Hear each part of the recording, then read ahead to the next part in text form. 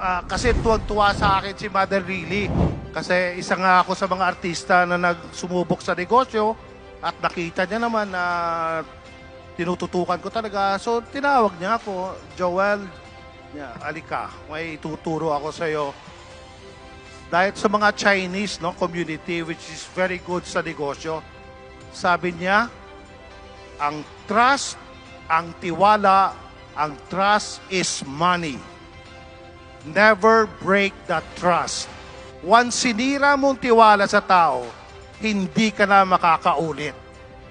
Diba kung magnegosyo ka, make it legit, talagang ibigay mo lahat at saka mapagkakatiwalaan ka para makakaulit ka o pwede mong palaguin pa ang negosyo mo.